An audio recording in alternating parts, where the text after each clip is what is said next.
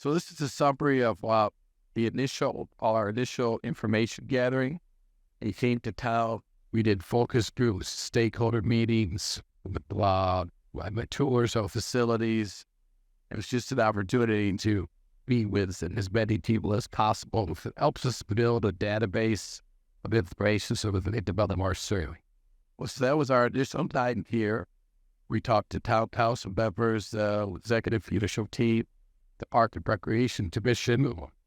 I'd received some of you previously. We did some staff, some focus groups, and then we had focus groups from the participants and everything. What the founder. That chart that you see in the middle, we wanted to make sure that we were talking to people that had lived here of all the time. And that would be only plus. It's new ideas. I mean, you can see it's like in pie. I mean, talk to people. We never think of a pie. So we talked to people that had been here a long time. Less, maybe 10 years, and some people 5, and some people that had just moved to.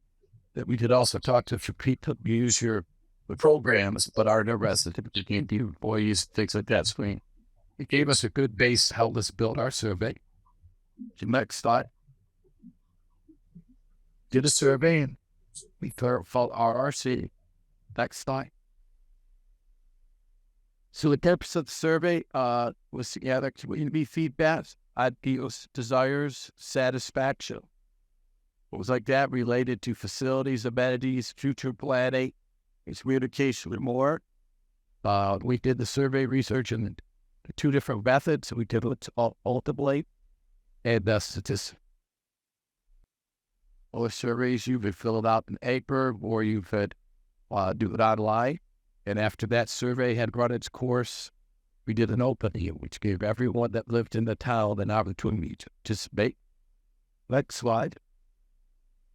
We collected 501 total surveys. We had 330 invitation surveys. That gave us a margin of error of 5.4. So similar to the way we're doing all these political polling and all of that based on a number of responses, survey firms can make educated opinions and projections, and that's what the purpose of that was. You also think the open link, it had another 171 people that signed up for the open link. I realized that 501 is not everyone in the community.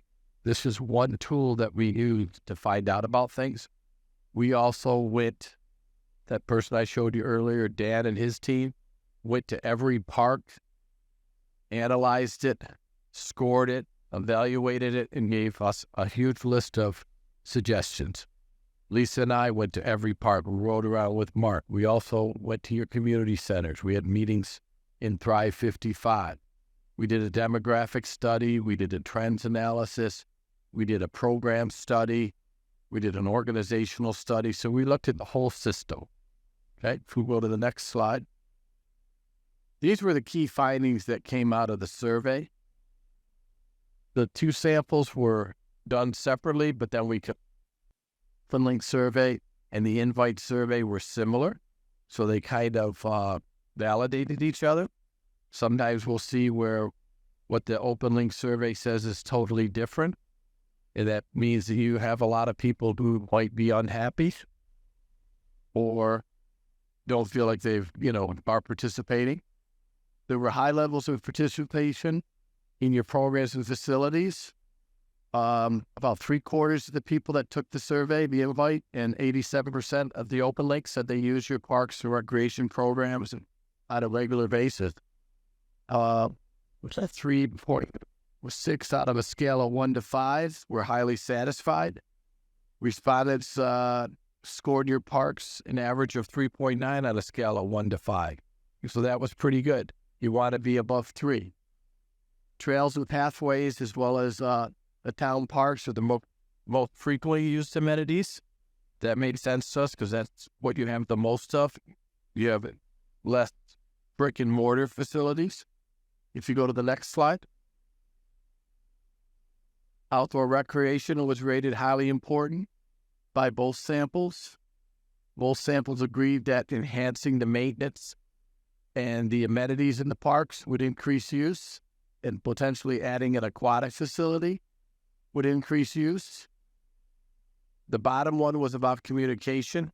What we heard in the survey is there's room for improvement in communication.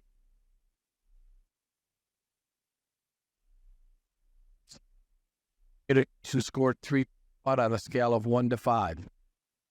We analyze this every time we do one of these projects. People say they want to be communicated in these 5 methods. We ask them, how are you being communicated with in those 5 methods? Still aren't satisfied. It's just pretty much how it is. But we have come up with recommendations and actions to help the town communicate better. Mark threw this information out to a lot of people for tonight's meeting. Then the 7 of you are here in person, and currently we don't have anyone who's joined on. Go.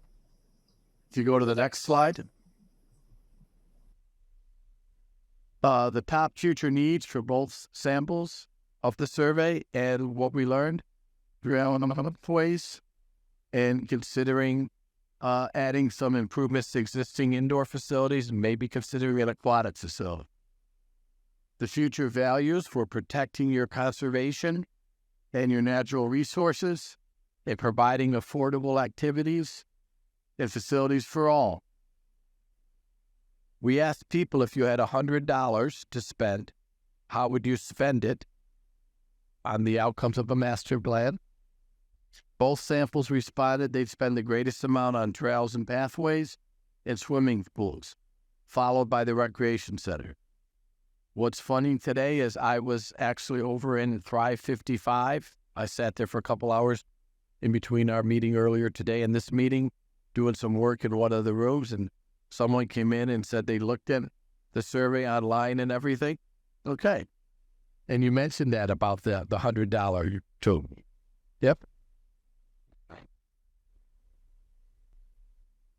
We have a small crowd, so it's okay. We'll go to the next slide. So I've shown you some samples here. There's the survey report, which is online, is got 65 of these slides. When we do these type of presentations, we don't show you 65 slides because if I don't doze off, I know that you will during it. But we did analyze it all. You can see that overall people were satisfied with the quality of parks, quality of programs, and the quality of facilities. They all rated above 3. You'd like them to be a 4, you'd love them to be a 5, but that's a good rating. It means that you're doing a good job, but there's room for improvement. If you go to the next slide, we asked about current usage. You go to the next slide, and I saw that facility today over by Thrive 55 is being renovated.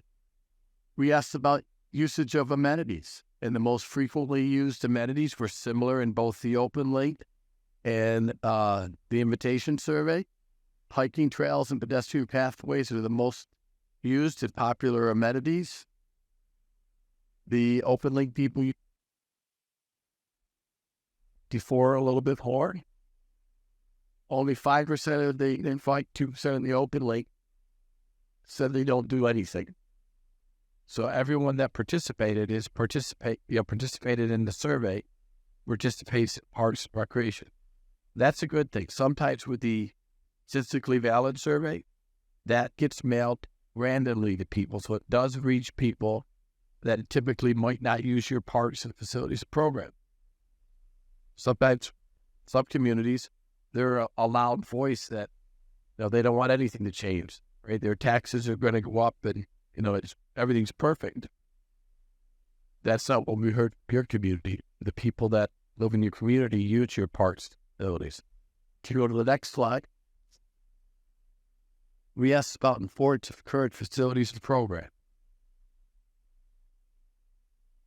You can see that more than half of the invite sample and the open link, they rated natural spaces and open spaces, trails and pathways as the most important, as well as access to water and swimming.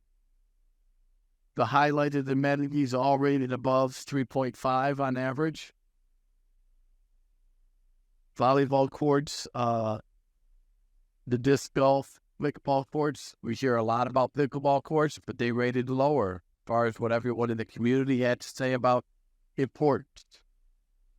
What's nice is we're seeing what people said would bring them into parks is also what they say is important. Go to the next slide. We asked about, again, a little bit more about facilities and amenities, and this is the open lake.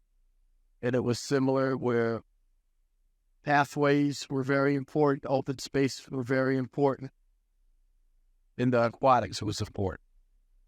If you go to the next slide. We asked what would increase use in parks and recreation. And here you can see if we enhance the maintenance of the parks facilities, consider adding an aquatic facility, more programming, more restrooms. Those were the things. So I had shown you all of these in the key findings, kind of the data, the graph behind it. You go to the next slide. We asked about future needs. Future needs, the top 4 categories are highlighted there. They're a little too far away from here, but increased trail and pathway connectivity, improves existing indoor facilities, consider a new aquatic facility or an indoor pool, and provide access to natural bodies of water.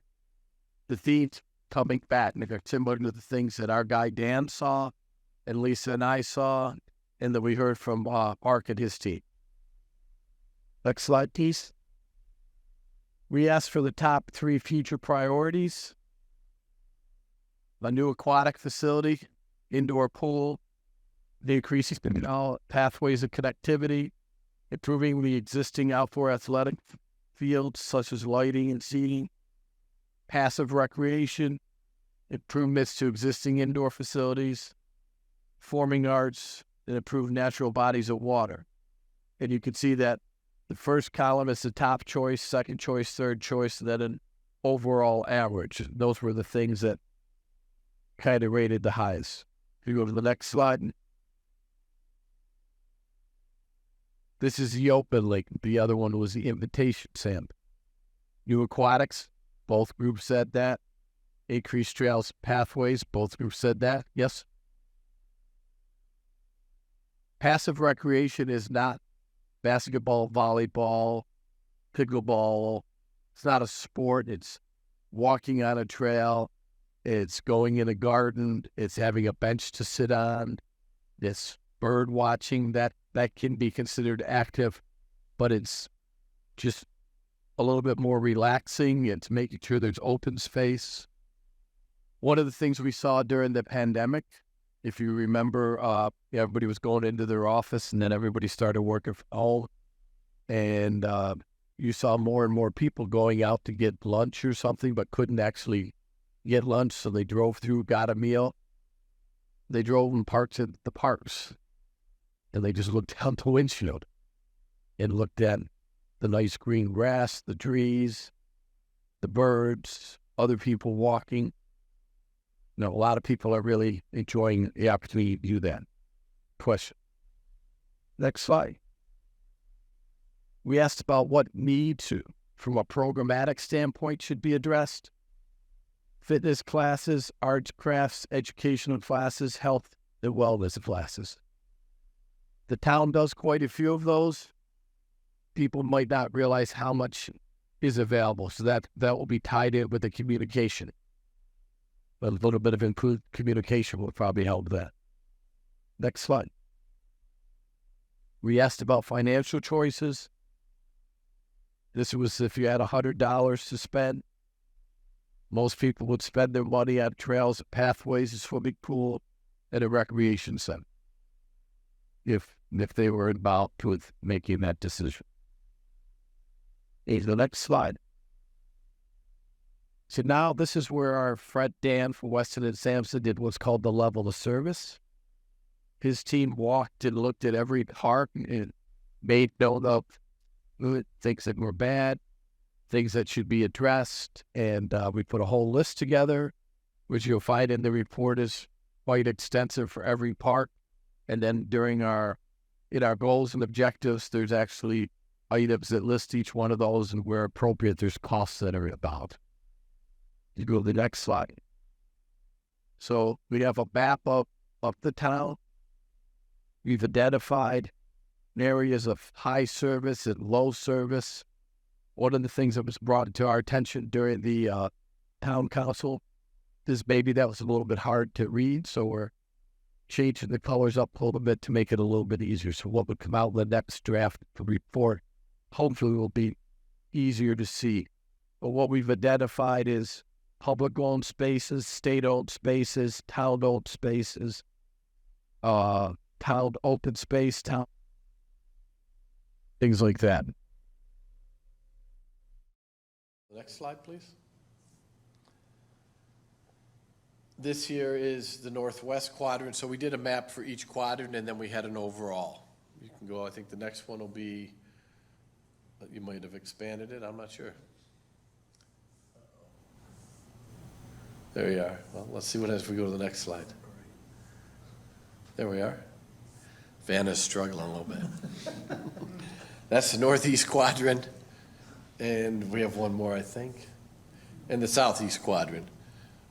Okay, if you go to the next slide. So as I said, Dan and his team analyzed it. So they looked at every park, and they looked at what components they had, you know, whether it had a bench or whether it was in the beach, it had a picnic area, how the parking was, did it have basketball, boat launch, volleyball, what did it have? And he identified and inventoried all of that. He gave everyone a score, and then there's a comment. Things like the small block building with deck, seating areas, storage, and restroom. Nice setting with scenic views, tables and benches, shows sign of normal wear. Pavement and goals in poor condition, no striping or seal coat. So we identified each one of those. If you go to the next slide. So there's a whole inventory that was provided, has like an atlas to Mark and his team, and every park is scored and analyzed. If you go to the next slide.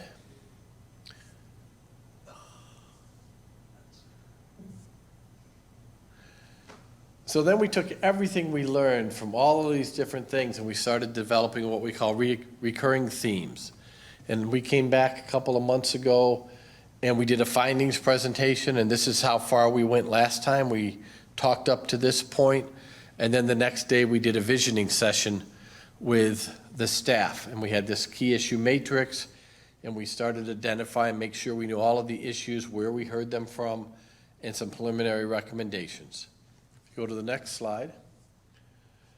These were the whole list of recurring themes that we had developed through the project. They were the big picture ones, not the little minute ones. I'll give you a chance to take a look and read them. If you can't read them, I can read them to you, but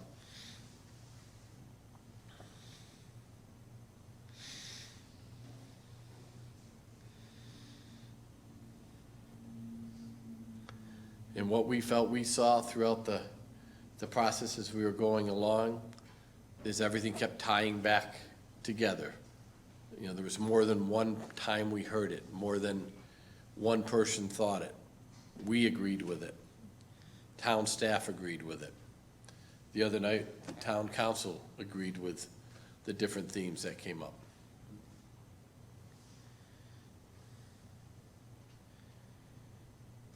If you go to the next slide.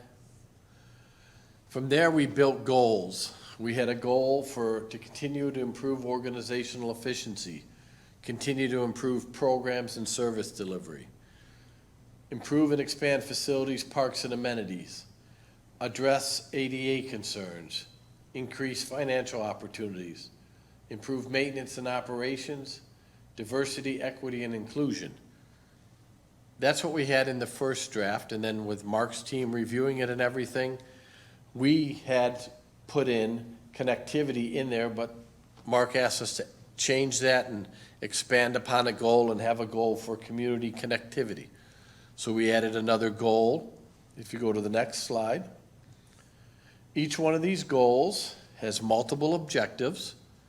So this is goal 1 and objective 1.1, and then every objective has multiple action steps, and when there's a capital cost, it's listed, an operational cost, and a time frame. and we did our goals in short term, next 0 to 2 years, medium term, 3 to 5 years, long term, 5 to 10 years. I don't put them all up here because this is 25 pages long, so we'd have 70 slides to go through, but it's in the report, and it's very laid out. If you go to the next slide, one of the things that was asked by the staff in the first draft that we shared was to add an implementation plan. So we've put together a plan that helps the town understand how they can implement the recommendations, how they can make the plan become the guide that he wants, how he can post what's going on, how they can keep track of it, and so forth. So that's where we're at this moment. I think the next slide is probably the last slide. Good. Yes. I was getting tired. And the report is online, and so is the survey. If you went and looked in the section that's called level of service of the report, each park is listed, and there's a description of what we saw in the park and everything. And then at the end of that, there's a listing for each park, and here's 7 or 8 or 10 things that we're recommending you consider to do. Okay? So at this time, we don't have anyone on the Zoom meeting, but we have the people in the room, so I'd like to open it up for questions or comments, and they do want you to use the microphone, so Mark is going to, what we'd like you to do is if you'd identify your name and confirm that you're a resident, and then let us know what your question or comment is.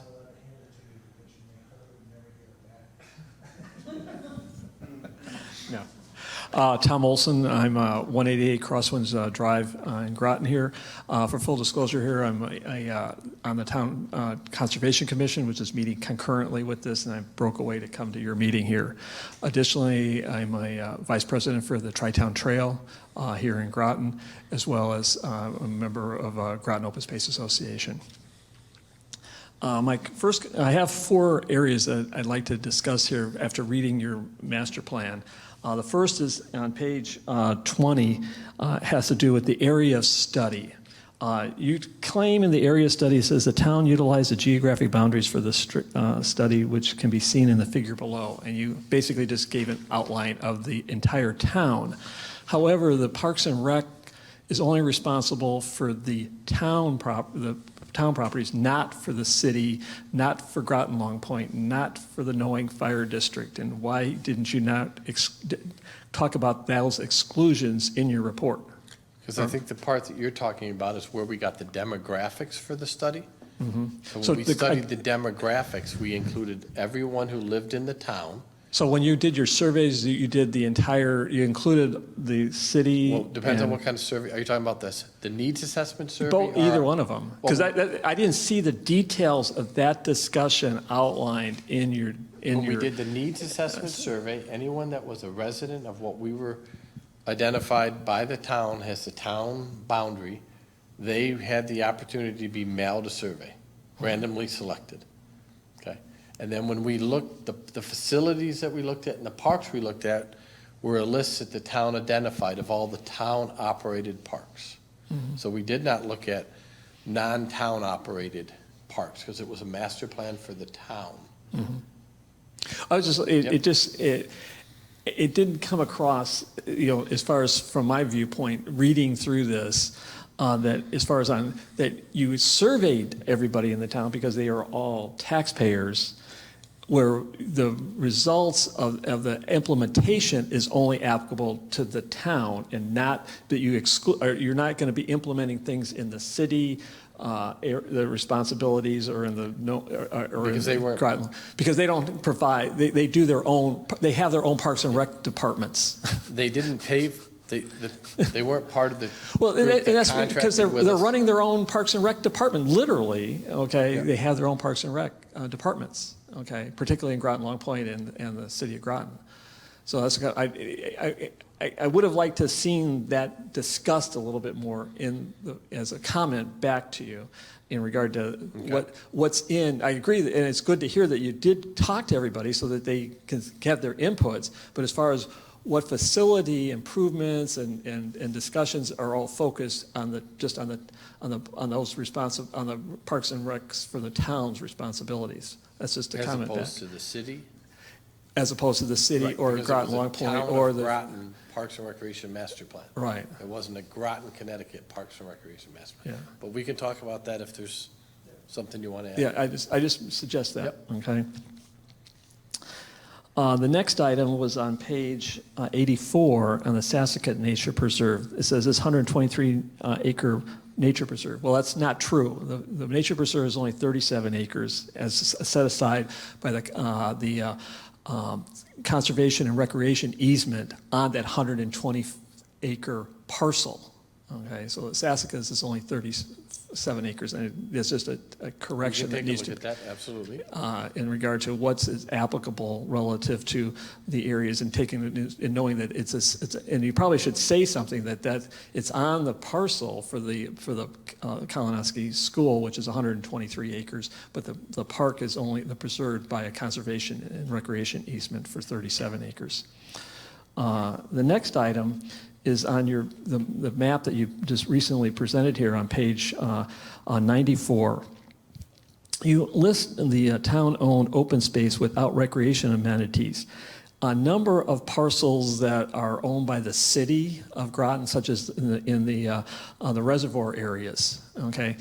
And those really have never been discussed as town-owned open space because the town doesn't own that. The city owns that, not the town. And so to even be putting those in purple here is, I think, really a distraction, and you really need to go back and take a look at what are the town-owned open spaces from the current plan for the POCD, Plan of Development, Conservation and Development, outlines 3 different categorizations of open space. You have dedicated open space, managed open space, and facility open space.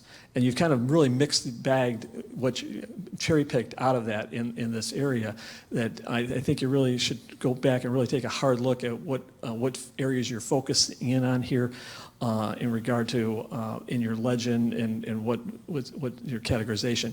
And I think we've offered to Mark the Conservation Commission's inventory. We're required as a Conservation Commission to have a master inventory. We've recently updated that, and I've been working with Mark here he has access to that, to take a look at, because that identifies every one of these categorizations, the 3 categorizations for the open space, as far as, and also who owns it between the city, the town, the state, or private agencies, such as Groton Open Space, Avalonia, I know is here, those type of things, and they're all categorization, and also the PA 490 parcels. There's 14 different categorizations of parcels. It's easy to suck all that out of the town GIS because it's tied directly from them. So that information is readily available in that inventory, and we'll gladly share that with you in regard to how you're going to select which ones you want to go to. Definitely take a look at that. Okay. I believe what we identified, and again, I don't have it right in front of me.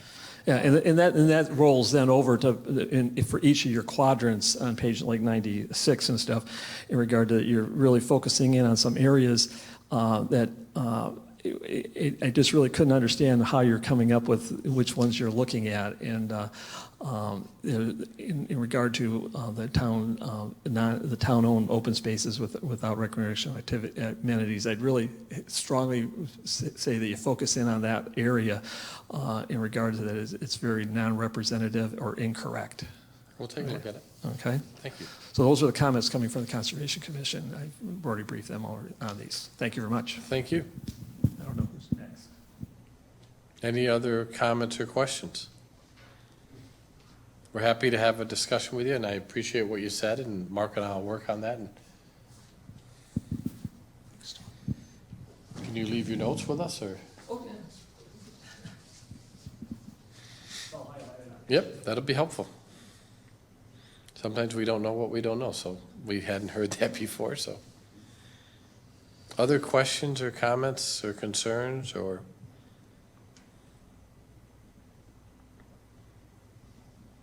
All in a hurry to get to watch the game tonight or something? They're all Giants fans.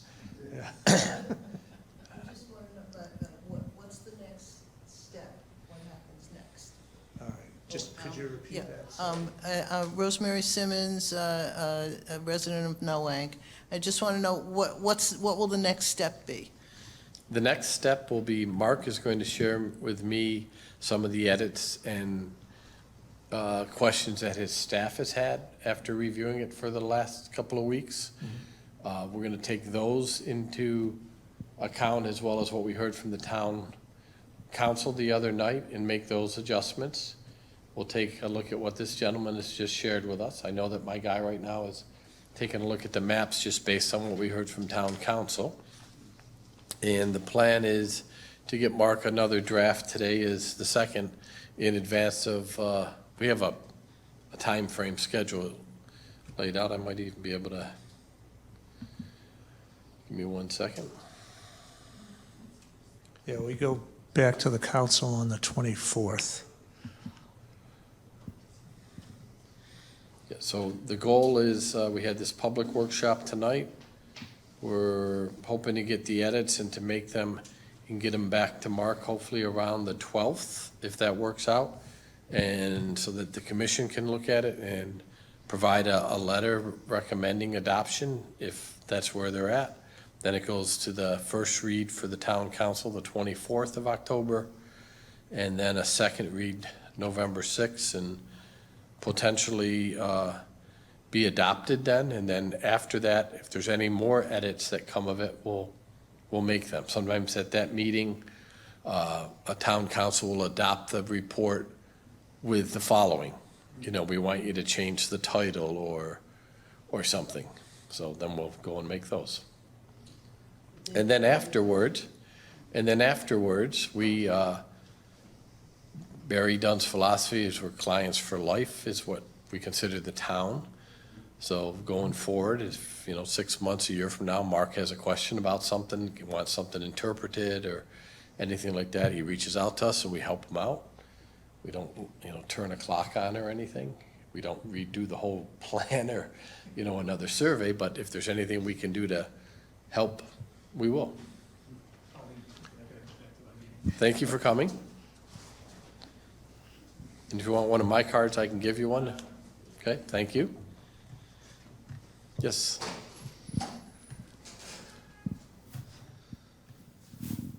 Thank you.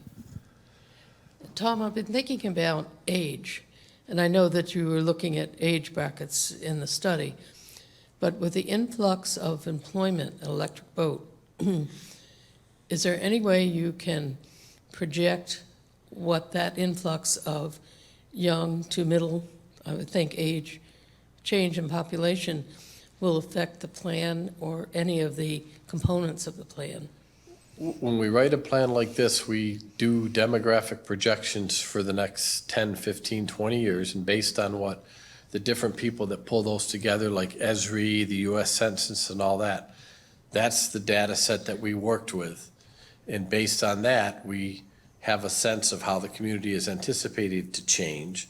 And based on that, we made our recommendations. There's a lot of information in the demographic study and in the trend study that if your demographics change, we've already given you information of what different age groups are looking for. So it would be possible to project changes in the use of certain facilities or programs as that demographic shifts? To some extent, yes. Yeah, And then I mean- the other thing, as I said before, if there's a huge shift in your demographics, and Mark reaches out to them, we can get them what we know are the latest trends for that age group. Oh, great. Good. Thanks. Good question.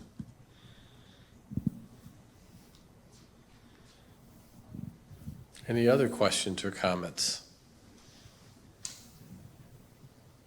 Did any of you look online and see the report or any of it? Tomorrow, okay. Tomorrow. It's a nice read. And I don't know if you, I know we're going to provide you with some copies. I don't know what you'll, if somebody wants a paper copy. I know that it's a PDF and you could print it if you so chose. Yeah, I think we'll probably end up putting one in the library so that it's available for folks there, and we'll have different copies at Thrive, the Community Center, Spicer House. Yeah, so there'll be hard copies available. Yes. When do you, I'm sorry. I'm sorry. When do you foresee taking action on some of the things that the residents wanted? Yeah, that's a great question. We will start as we approach this next budget season, which, well, the CIPs, we've already been asked to have the CIPs for FYE 25 through FYE 30 to the planning department by the 20th of October. So, you know, I am going to take a look at the recommendations that are in this document, those that are tied to a CIP. You know, we can't do everything at once, so we have to kind of prioritize, but we'll look at those projects that seem feasible at this time for us. I can tell you there will be, and there was last year, requests for funding for a feasibility study for an aquatic center, and unfortunately it was cut from the budget, but I'm going to have it back again this year, and I think this document and the work that Barry Dunn has done over the last year clearly shows that the community wants an aquatics facility. Now, we've known this for 30 years, and unfortunately nothing's happened. You know, hopefully this time we'll be able to get the funding and move forward with that. You know, one of the other things Tom mentioned was in the parks, people want to see more amenities. They want to see shade areas. They want more benches.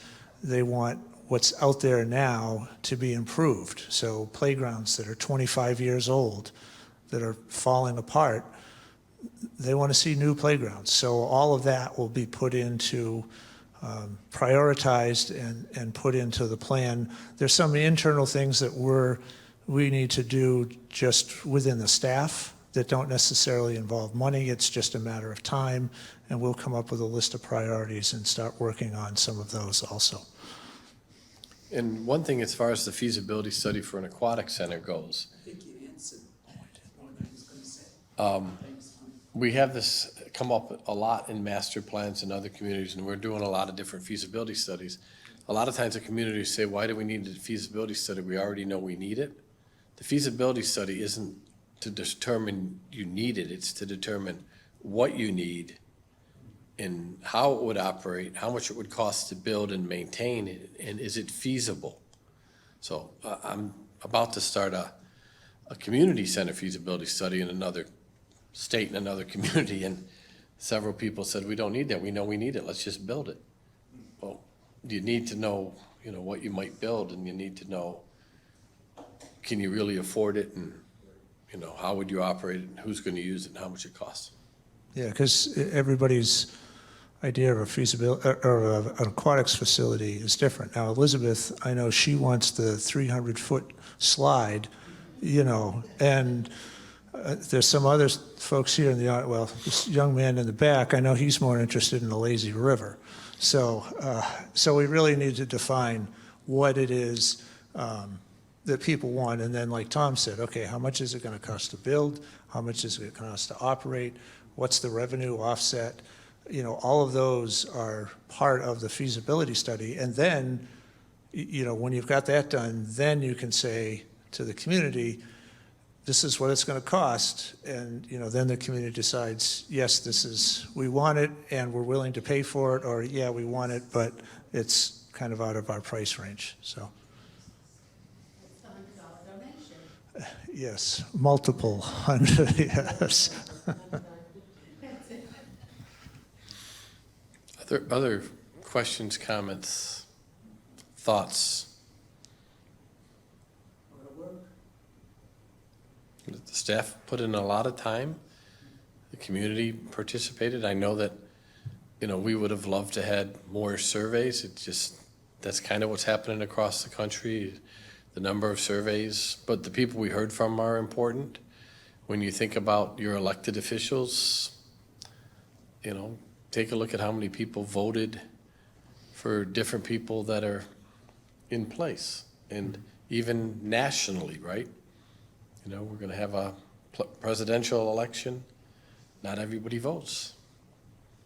It's just unfortunate. Yeah.